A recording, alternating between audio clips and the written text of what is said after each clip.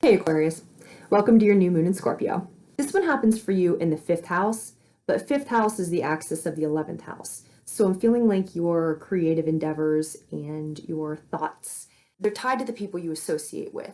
And that's what's going on with you right now. So what the new moon asks you to do is look at the partnerships which are advantageous to your growth.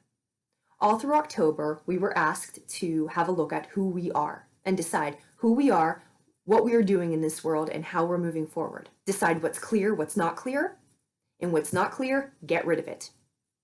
Now, this new moon is asking us, still looking further, what partnerships will be advantageous in what we're doing.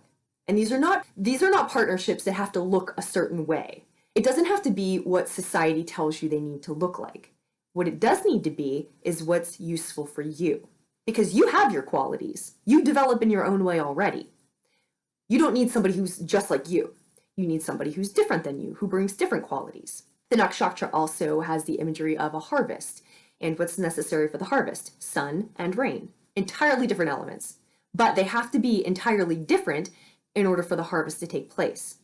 So with your creativity now, and I think that's what it is, you're a bit dulled, out of fire, deflated, out of steam.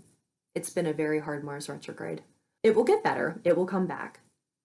But pay attention to who's around you. The people you're running ideas by, do they have any idea about what you do? Do they share any type of expertise? Do they have any way to properly evaluate what it is you're doing? Because you're asking for someone to take a look right now at your ideas. You're like, not validation, but you're seeking feedback because you want it to be better. But they don't even really know what they're doing. So they don't know what they're looking at. It's not a fault. It's not a downfall, but they don't know what they're looking at. So you're not getting what you need based on who you're communicating with. So this is what the new moon is asking you to do.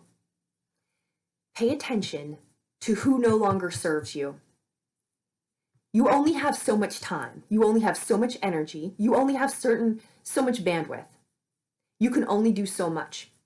So you can bring around the people who are sort of dead weight, who you're dragging, who don't really contribute to what you're doing energetically. They don't contribute to what you're doing creatively. They don't see what you see. So they can't ever help you get there.